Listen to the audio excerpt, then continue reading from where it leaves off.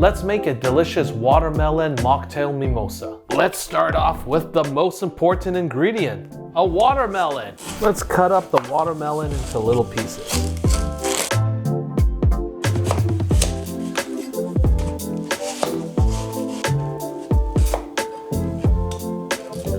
Time to mash up your watermelon.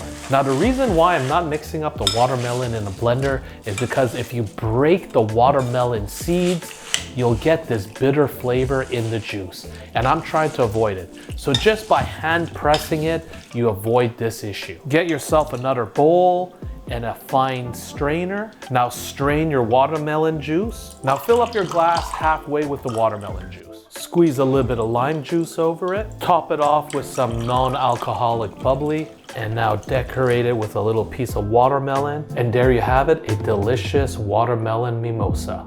If you enjoyed this recipe, please subscribe to my channel and check out these other great videos.